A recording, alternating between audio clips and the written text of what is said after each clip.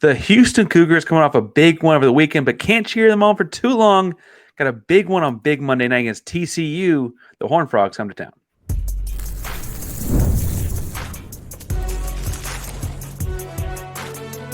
You are Locked On College Crossover, part of the Locked On Podcast Network. Your team every day. Welcome to a crossover edition of Locked On Cougs and Locked On Horned Frogs. I'm your host of Locked On Cougs, Parker Angel, joined by Steven Simcox of Locked On Horned Frogs. I always want to say Locked On TCU, and it's not Locked On TCU. I always almost get that wrong. Steven, outside of correcting me in my head several times, how are you doing? I'm good, Parker, and I didn't fight for that, but I'm glad it's Locked On Horned Frogs. I think it sounds more distinct. I was going to ask you, did Houston play UCF in football this year? Did y'all square off with them? I haven't. No, we haven't had any connection with UCF since we got a UCF show. So I did and this was pre-UCF show, which you should subscribe to Locked On UCF for sure. All the Big 12. Get your latest on all the Big 12 shows. Yes, but I said Golden Knights, which apparently is a faux pas. When I was introducing the host, I was like, yeah, the UCF Golden Knights. And he immediately kind of recoiled. And then he corrected me in a gracious way. And the YouTube comments that day were like, you idiot. And I was like, my bad. I didn't realize I didn't know it was a thing. So it's not that type of thing. We'll go by Locked On TCU as well. And I'm glad to be rocking with you during basketball season, Parker, which I imagine is Houston Cougs fans' favorite time of the year right now. It's a great time of year. It's a lot better time of year than it was when last time we would have talked, I guess, was in text messaging back and forth about Manjack. That was not the same. That was not the same uplifting type of year for us. Steven, how is Joseph doing on campus there? Can you pat him on the back for us, tell him we miss him? I will. Yeah, I think it's a great fit. I mean, he's going to step right in. JP Richardson, whose career came to an end, TCU career at least, in that bowl game, the Mexico Bowl. He'll be moving on, so I think Joseph can slide right into that kind of inside/outside wide receiver role and be a factor. I was joking with you before the show, as painful as it was, and I did a post-game show after that loss on a Friday night to the Fighting Willie Fritzes, and I was like, fire everybody. This thing is over. I mean, this ship is burning down. We made the Houston offense look like the greatest show on turf. I mean, I'm surprised we didn't get everybody in the transfer portal after that game. We should have probably had Chris come over and just say, "Hey, brother, let's get into it." But all kidding aside, that was a great performance by Houston that night. And TCU didn't show up, and they got whipped for it. And then that was honestly a big turning point in the football season for them. Like after that bye week, they kind of figured out how to run the ball. They were physical, and they ended up winning 6 of the last 7 ball games, which is huge for Sonny Dykes and his future with the program. But I'm super excited about Joseph Manjack. I feel like the numbers didn't always tell the story, but every time I watched him play, he just popped. He made plays, he made things happen, and I think he's the type of player that TCU wants. With the continuity they have coming back with the football program, they just need dudes who can plug in and say, "Hey, let's hit the ground running." And Joseph's been around long enough and has a ton of experience to where I think it'll be a really seamless fit for him. He's a fan favorite. Houston fans are very adamant about no one's wishing him ill or anything about even though he went within conference, right? And then I also think you mentioned didn't always come out with stats. He's a great blocking receiver. He's the first guy to make a tackle after you throw a pick. I mean, he's just a great all around football player. And like I said, I'm sad to see him go. Hope y'all take good care of him up there. And there's I don't even know. I haven't even checked the schedule to make sure see if we play each other or not. That'd be the only game I wouldn't want him to go off in because I think it would just hurt a little bit too much. But Steven, you mentioned something about the football game that I think does segue into the basketball game a little bit because you said you thought it was like a great transition point for last year's football season when TCU lost to Houston. Kind of has a look in the mirror kind of moment, springboarded forward. I would argue last year's basketball game between Houston and TCU was kind of the same thing for Houston basketball. Houston lost their first 2 road games in the conference, both close games, both competitive games, and then went on and bluntly only lost one more conference game between then and the conference tournament on the road at Kansas a few weeks later. And so I feel like, weirdly, they're similar in that way.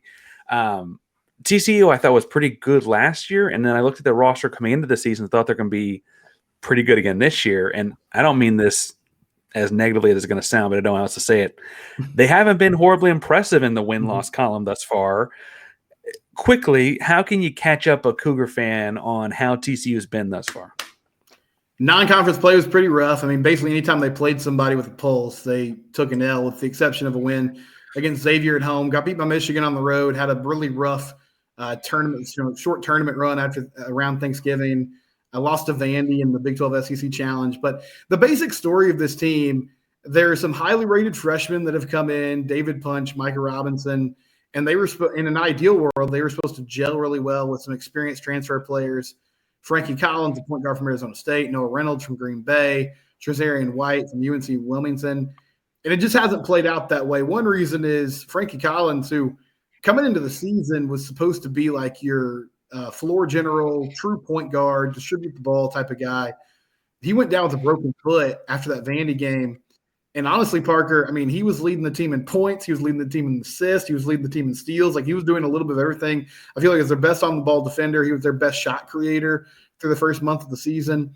So his absence has been felt in a big way. Defensively, it's just been inconsistent. There are nights where they play really well. There's nights where the effort just hasn't been there. And I think the communication with a lot of new players has struggled. They've struggled on the glass at times. So all those things that are like kind of hallmarks of basketball teams that are struggling, those ingredients have been there for TCU. I will say this, over the past couple of weeks, I mean, they went toe-to-toe with Arizona on the road, lost that game 90-81. Caleb Love just shot the lights out that night, unfortunately. But TCU put up a lot of points too, and it was a competitive ball game, late in the second half. They come back home. They have a nice comeback, and they beat Kansas State. So I feel like they're playing better. I think typically with the Jamie Dixon team in his, TCU era, they have had one or more like inexplicable, just weird non-conference losses. But as the season goes on, they've kind of found their footing. So I'm seeing that light switch come on, but this is going to be a very tough matchup against a really good Houston team that, Parker, I mean, they beat BYU down in that Big 12 opener. So I'm wondering, from your perspective, has there been a big change? And I know they took 3 losses in a tough non-conference schedule. Yeah. Or is it just, more of that talent kind of winning out as the year has gone on? Well, and I think there's also some gelling. Anyone who's followed the Cougs knows that they returned at least, you could say, 7 of their 8-man rotation. You could even argue 8 of their 9, although they didn't go to 9 a whole lot last year. And last year they won the Big 12 regular season. The deal is that one that went missing, Jamal Shedd, went pro, is now in Toronto, getting good backup point guard minutes up there. That was a big loss. Big 12 Player of the Year, All-American, et cetera, right? His jersey's going to go up in the rafters at some point, I'm sure. There. And Fertitta Center, I will say, they lost to Auburn the second game out the gate. They lost to Alabama and San Diego State, both in neutral site things at the Las Vegas Players Era NIL tournament deal. Thanksgiving, like you said, that's all 3 losses before November 30th. And while they haven't played the most challenging schedule since then, A&M, Corpus Christi, Toledo, whatever, et cetera, they kind of have had some time to kind of get their feet back under them. Jamal Shedd was not just a great player; he was also the point guard. Miles Uzan steps in. Lockton Horned Frog fans may know that name because he was at Oklahoma the last 2 years as their starting point guard. Was a freshman, all conference or like a all freshman, whatever, as a Big 12 guy a couple of years ago. And he's kind of figuring out how he fits into this a little bit more, which I think is a challenging thing to do, right? You mentioned new guys and your own point guard and that kind of thing. I want to ask about that. You mentioned that Collins and down the injury, that's never good. Houston fans know from a couple years ago, guards going down can really throw off the offense. And if it happens early enough in the season, you might have time to rebound. Do you feel like this TCU team is kind of rebounding and figuring out, okay, without Frankie Collins, who are we? Because that would actually make this kind of a dangerous January for a lot of other teams, right? I think there's some guys that have stepped up. So Noah Reynolds, who transferred in from Green Bay, I thought, like, my perspective on him was, okay, sharp shooter. He shot like 40% from 3 last year, can spot up, can beat you that way. But he's been really aggressive lately, Parker, and that's been effective for them. they're a pretty balanced scoring team, but I would say he's kind of emerged as the main dude. And then Vashawn Ouellette, who had an interesting story. He was asked to leave Old Dominion's team as a true freshman, and I think the main reason was just because they were kind of tired of dealing with him. But he can score the basketball, Parker, and so far people are really happy with how he's fit into the locker room. So it's working. I would say he's a volume scorer. The efficiency isn't always there. He's going to take a lot of shots, but for a TCU team that needs somebody who can create, some buckets, he's been a good piece for them. I think the tricky thing is, I would love to see more of the young players, and we'll talk more about like Micah Robinson a little bit because I know you have some background with him. But David Punch has been very effective down low. He's more of a rim protector and somebody who can, get lobs, affect the game that way. And he pairs pretty well with Ernest Uday, even though they somewhat have the same game. They've been a good pair defensively and making plays around the rim as well. So in my mind, I'm like, man, this feels like a season where you really need to find out what you have moving forward. But I think Jamie Dixon's perspective is more focused on trying to salvage what they have right now and find a way to stack up wins and possibly be a tournament team. So he's trusting those veteran players to do that. And to his credit, Noah Reynolds and Ouellette have been two guys that have stepped up in a big way. When we come back, Parker, I want to ask you about expectations for this current Houston team and maybe where the fan base is with how the last few years have played out. But first, I know we got to get to one of our great sponsors. Right. I want to talk to you about the same kind of things, but today's show is brought to you by FanDuel, America's #1 sportsbook. And right now, at America's #1 sportsbook, you can put down $5, get $200 back in bonus bets guaranteed. That's $200 back in bonus bets, win or lose. That's big news for you. FanDuel app gives you everything you need for live bets, same-game parlays, and so much more. You can visit FanDuel.com to join today and get started with $200 back in bonus bets for just placing down that $5 bet. That's FanDuel.com. Make this season, the NFL playoffs are about to start, guys. Unforgettable with FanDuel, an official sportsbook partner of the NFL. Steven, as we look at this, you mentioned Jamie Dixon and adjusting, and you had some questions about Kelvin Sampson and kind of what people are expecting, what fans' expectations are. Mm-hmm. Without getting too far ahead, because I know you got questions, I want to talk through them with you. I got to say, I think the expectation is that they match that FanDuel line of Houston minus 19.5 on Monday night. I think Houston fans want to blow the doors out of this one, get that bad taste from last season out of your mouth. But you got other questions, I'm sure. Yeah, we got to get to predictions later in the show. That's such a great deal from FanDuel. One $5 bet. You hit on that, you get $250 in bonus bets. Even somebody with a sports broadcasting degree like myself knows that that's a good investment. No math in that. No math in your degree. No math. One community college math course is all I needed. I mastered it and I moved on. But I was wondering about this Houston program because, okay, you had a great team last year. You get up into the tournament. These things happen. It's happened for a few seasons in a row. Jamal Shead leaves. He leaves a huge presence there. Are people at all frustrated with how the last few seasons have ended? Are they expecting more from Kelvin Sampson? I know they're not that far removed from a Final Four run. I understand that. But do you get the sense that there's pressure on this year's squad? Is it kind of like hey, even though we got a lot of returning players, we lost a huge player. It's sort of a reset. What is the general vibe around the Cougs fan base about this current team and this current Kelvin Sampson outfit? Yeah, there's a bunch of different directions that can go in because I do think coming into the season there was expectation. The Final Four's in San Antonio, you're right, and so you're thinking like, hey, that's not too far from home.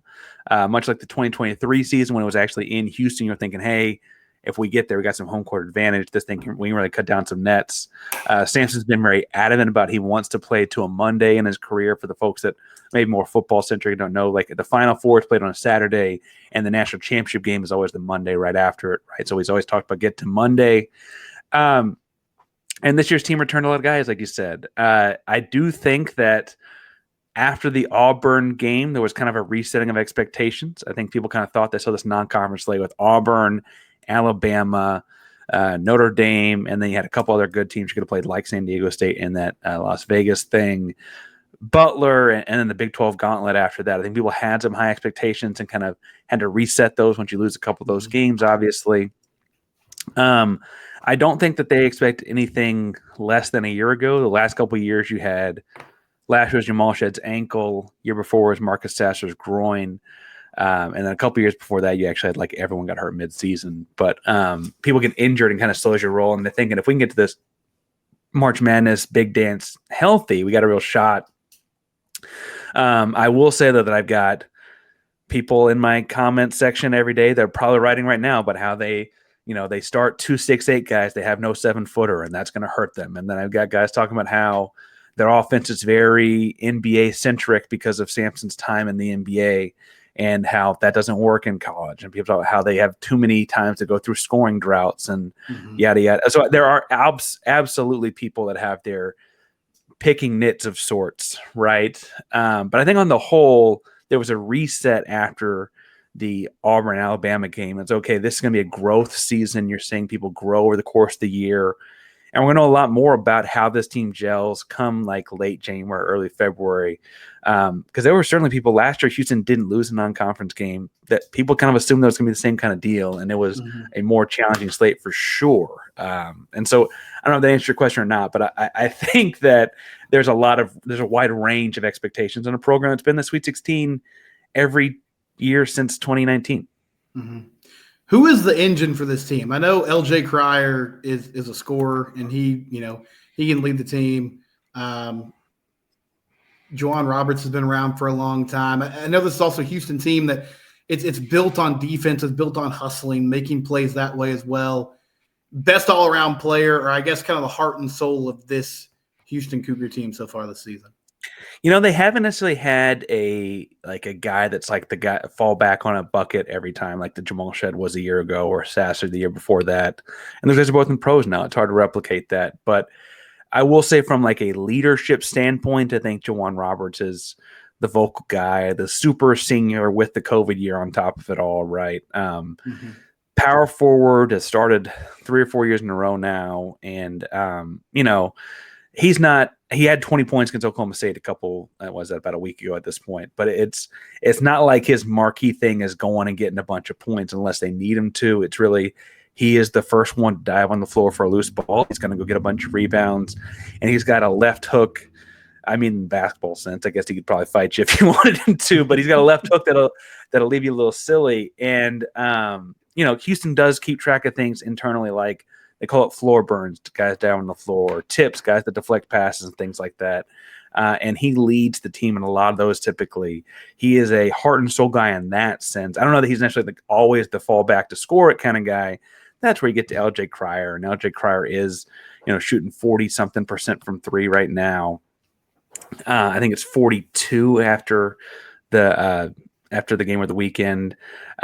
Manuel Sharp shooting almost 50% from three. They got guys like that too, but the heart and soul guy, I think, is still Juwan. Going back to the culture thing, I don't want to make this team sound like it's Tony Bennett's Virginia team. So that's not who Houston is. But I do wonder. You talk about the floor burn stuff. TCU has they call it the BTF belt, like the big tough frog, and they track similar things, deflections, loose balls, all that stuff. But in my mind, Parker, I mean, you coach high schoolers, kids that play basketball, as teenagers. That doesn't, like, a lot of the things that Houston values, that doesn't seem like the coolest thing in the world. What's the secret sauce? Is it just they're finding the right kind of guys? Is it the winning takes over and people say, hey, this is the way we do it? How do they get everybody to buy in and pull the rope the same way like they seem to do on a yearly basis? Well, and you're really kind of seeing what I'm about to talk about with their current class of 2025 recruits. Where they have 3 5-stars. They don't just go get anyone who's talented. Obviously, there's like a talent threshold. You got to be XYZ talented to play for a Big 12 basketball team, but they will absolutely go get a kid that plays the right style for them, as opposed to finding a kid that's just, getting 30 points a night in high school. I think a great example of that is he starts now. He didn't start the year as a starter, but JoJo Tugler, who is a Houston area kid, so that helps a lot. Guy's 6'8" with a 7'6" wingspan. And you heard that right, 6'8", 7'6" wingspan. And he is like leader of things like floor burns and deflect passes and tip shots and stuff like that. He was a lot of people's best player out of the Houston area in high school. But with a guy like Jace Posey on your own team, like there's a lot of talented players in the city of Houston, and he was kind of the lone duck in his own recruiting class in the city of Houston as far as like guys that Houston really went after hard because of the style he plays. They didn't go get some guys that went and got a bunch of points that maybe now, look at NBA kind of stuff because they score a lot of points per game. They went out and got JoJo Tugler. Well, JoJo's a transformative player defensively for this team, right? Emmanuel Sharp was a kind of kid that got out of Florida, same kind of thing. They go out and find these kind of kids that are, kind of recklessly throwing their bodies around and playing that kind of very hyper physical style. And then they kind of, obviously with the talent threshold that I mentioned, they kind of formulate the culture from that. They don't get guys that wouldn't fit in. If Houston's looking at a kid, it's because he will fit in. And I think that there are, and I know I'm going long here, but there are fans that like Houston's got this outstanding freshman named Mercy Miller, who had a 68-point high school game and stuff like that. Son of Master P. There's a lot of celebrity around his name or whatever, right? He was a top 60 player in the country. But Mercy is having trouble finding his time on the floor because he is learning the way, right? And it sounds like Mercy's on board with that. It sounds like Samson's on board with that. It sounds like everyone involved knows, but not every high school kid would take to that very well. They knew what they were getting with Mercy, and he knew what he was getting into, right? So that's, I think, really the establishing point. I know that Jamie's a very well-respected coach in a lot of the same regards, and I do want to ask about Jamie and how he's adjusting to a team that maybe isn't as talented as some of his years past, and how they're going to, I think, still upset some people, hopefully not Houston on Monday, throughout the year as well. But today's show is brought to you by Gametime. And if you're looking for tickets for this game or any other game, I cannot think of a better place to look than Gametime, because right now, the 12-team college football playoff is an incredible experience. Games all over the country, including the Cotton Bowl, just a few hours north of Houston, I guess only an hour or so away from y'all at TCU. Mm-hmm. And Gametime is a new feature called Gametime Picks. They can help you get tickets to these kind of events, even the big ones like the Cotton Bowl and stuff like that, and make it even easier. It filters out the fluff. It helps show you the incredible deals on great seats.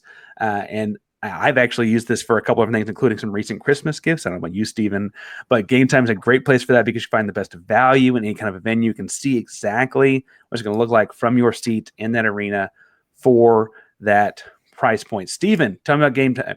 Yes, quick personal story. My parents, because they love me, they got me tickets to a Baylor TCU basketball game coming up later in January, but they used a ticketing app that I will not name because they are not Gametime, and the order got canceled. And so they couldn't find the tickets. At first, I was like, oh, it's because my dad doesn't understand technology. I look into it. No, it's because this other ticketing app just canceled the order. It was a whole thing. Anyway, I was like, don't worry. I get on the Gametime app, Parker. Within 5 minutes, you know how it works. I got tickets on my phone, and I'm like, here, I got it. All you got to do is it's all good. You can just pay me back, and we're all square. So I'm going to get to go to this ball game because the Gametime app is so easy to use, and I love it. Download the Gametime app today. Locked On College, that promo code, $20 off your first purchase. Locked On College, LOCKEDONCOLLEGE, $20 off. Get a game like Steven, myself, or others. Last minute tickets, lowest price, guaranteed. Steven, I understand that talent fluctuates. People go up and down. Programs go up and down. I don't mean to say any one year is indicative of any other. And you mentioned that there's been a major injury at TCU with Frankie Collins, and missing that link is a big deal. Are you expecting this team to have a better Big 12 run than certainly their non-conference? Are you expecting them to have a NCAA tournament kind of run, or is the gauntlet of the Big 12 going to get to these guys? It's going to be tough, man. I think just week in, week out, it's going to be tough to hang, but I do think they've improved. Jamie's teams, they always play hard. They're always physical. You talked about the upsets. They've pulled off upsets the last few seasons in games where it looked like they didn't have much of a chance. I think the frustration for TCU fans right now they've gone the portal route very heavily the last couple of years. And I would say to Jamie's credit, that's paid off. Like, they rebuilt the team around Mike Miles a few years back, and that worked. They got to the NCAA tournament. They won a game, had a chance to upset Arizona, just couldn't quite do it. Then the next year, kind of up and down, but they did make the tournament again. Similar situation, run into a good Gonzaga team in the second round. This past season, they made the NCAA tournament. They got run out of the gym by Utah State. But this year was supposed to be kind of a change-up because they had a pretty highly rated, for TCU, a highly rated high school class coming in with a lot of young players. That talent hasn't seen the court a lot so far, and it feels like that he's really leaning on these veterans to try to find a way. Can we scrape out 9 or 10 wins here in conference play, which traditionally in Big 12 basketball, that's going to get you a bid and a chance to play in the postseason. So I understand the strategy. I think it's just when, the question for, I think, the TCU program moving forward is Jamie has elevated it so much. I mean, like, before he got here, there was really little to no history. They were in a really bad place since moving to the Big 12. And he's gotten them to a place of respectability, but can you take that next jump, right? And that's tough for everybody. It feels like this year is kind of a rebuilding year in hopes that they can get there. I do think that patience is starting to wear on a certain section of the fan base, even though overall, I think most people are still happy with what's going on. And let's talk about that, because they got a lot of freshmen on this team. And obviously, and I'm sure it'll come up, the connections I've got, Micah Robinson finished his high school career at Oak Hill. He's been to a bunch of high schools. I was lucky enough to get to coach him at one of them. Jace Posey, Houston area kid. I think my listeners will remember that name because he was a big high school area product. Yeah. Even Adam Stewart is a big guy. He went to Waller, which is outside of Houston. So some folks may remember that name. There are a lot of talented freshmen on this team that don't seem to be getting a lot of minutes yet. Is that a frustration for fans? Is it just much like Kelvin doesn't play freshman always, is it just kind of a Jamie thing? They knew where they were getting into it. What's the story there? No, I think it's a frustration. I feel like whether it was fair or not, there was kind of an expectation of, okay, you can sell me on a rebuilding year if I feel like I'm watching the future of the program. Like, if I'm watching Micah Robinson figure it out in real time and making mistakes and they're somewhat competitive, I can look at this and say, okay, well, hey, we're taking our lumps, but he's understanding, he's getting better, he's building towards something more. Jace Posey and Isaiah Manning were supposed to be kind of the guys that people assumed would take the torch and run with it. And they've gotten some more run. It's just been inconsistent when they've had a chance to play. Now, David Punch is the guy I mentioned earlier. He has gotten a lot of opportunities and he's excelled in it. And I think he fits what Jamie wants to do, and he checks a lot of the boxes, kind of the program building thing you were talking about earlier. But yes, it's frustrating is the short answer. And I feel like if the losses pile up, which it remains to be seen, I mean, they're 500 right now in a very small sample size, then that will become more of a source of frustration for this team. Okay, Parker, 19.5, brother. That's a big line. I know it's on the road. I know it's a quick turnaround. Yeah, I just kind of threw that in earlier. 19.5. Both teams played Saturday. Here's what I will say is Houston's defense is stifling. They've played 2 Big 12 games so far. Oklahoma State and BYU. Oklahoma State was averaging in the upper 70s. Houston held them to 47. BYU was averaging 85. Houston held them to 55. I think that's the deal, is they're anticipating TCU struggling to score. Now, with that being said, Jamie Dixon has had his own fair share of making the game ugly kind of games throughout his career. So yeah, he loves a rock fight, brother. He's not afraid to get in there and do it. 19.5's a big spread. Good teams win, but great teams cover, Stephen. What do you tell me there? Yeah, I think this is a tough matchup for TCU. You talked about Houston's defense. I feel like the lack of shot creators is going to be the big challenge for the Frogs in this ball game against a defense that's going to swarm them. And they're coming off a ball game against Kansas State where they just got destroyed on the glass, which is also not a good recipe. And that's the thing. If you're going to miss shots, then you have to find a way to at least crash the boards and give yourself a chance. That being said, quick turnaround. I think TCU is going to come out with a lot of energy. They're going to play hard. And the emergence of a guy like Noah Reynolds, Vashawn Ouellette, Bean scores. I'm not picking the Frogs to win, but they're going to cover, Parker. I feel like this is my bold take. This is my hot take. Move over, Stephen A. Smith. Frogs cover. They lose, but they cover. And everybody get out there and make your FanDuel bets today. What do you think, Parker? How's this going to go? I think Houston wins. Ken Palm has it as 17. I think it is going to be in the high teens. 19.5 is a lot. I think the truth is that I wonder if 2 days after playing, if Houston's going to have the legs to score enough points to make it like that, right? Like against Oklahoma State, they were up by 20 and 30 at one point and ended up only finishing that game with a 13-point difference, right?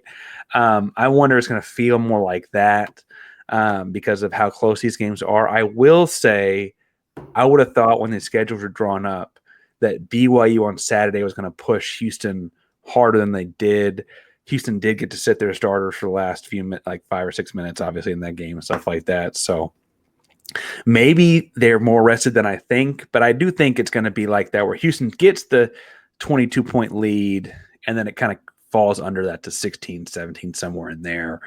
I'm very confident in the Cougs in this one. You got to win your home games. Houston's only lost 6 games in Fertitta since it was built.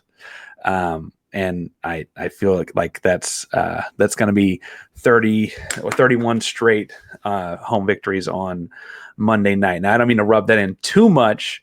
Quickly, what's the elevator pitch on the way TCU wins this game, Steven? Prayer. No, it's not just prayer. Even though it is Texas Christian University, right? Yes, that is yes, it is. I think you're going to have some unexpected contributions. So you got to have solid minutes, not only from your guys that I talked about earlier, but can Micah Robinson give you double-digit points off the bench on a Monday night? Can you get something from Jace Posey and Isaiah Manning, even if it's just the occasional corner three? Relentless on defense, have to rebound well. Ernest Uday and David Punch, can they protect the rim well enough against as you said, like not a 7, maybe they don't have 7-footers, but they got plenty of size on that Houston roster. And get out in the fast break, get as many cheap. I know Houston limits that really well, but get as many cheap and easy points as you can and hope that you can, survive a good atmosphere. But I mean, it's a tough matchup. I think the line's a little out there. And TCU should compete, but I'm excited to see it happen on Monday night. And Coug fans, feel free to, jump in the comment section here if I end up being wrong. Well, and it would be the most me thing possible for like my man Micah to go off against my own Houston Cougars and really upset me on Monday night because I've seen him go off a lot in high school basketball games before. And of course he'd do it one more time as in they're watching. We'll see. Micah's a very talented scorer, big, strong kid. I feel like he's grown into the role, and I actually like to fit with him and Dixon a lot. But we'll see how the rest of the season pans out. And frankly, I'm sure if he has drawn a couple games, I'll get a text from you to let me know. But as always, crossover editions are a lot of fun. Steven, Locked on Horned Frogs daily podcast. Where can people find you and that show? Subscribe to the YouTube channel, also on your favorite podcast platform. I'm on X at SimcockSteven, as you see in the box there. And Parker, where can they find your fine work? Same thing, wherever you get your podcast, Locked on Cougs, and on all your social media platforms. I'm at Painsworth512, P. Ainsworth, Painsworth512, wherever you're on social media these days. Thank you guys for tuning in to a crossover edition for a big Monday basketball game. Went a little long on it, but it's just too much fun. Basketball's too much fun to let slide. I was in the show with Go Cougs. Do y'all go Frog? What is it? Go Frogs. I'll do it. Yeah, go Frogs. There we go.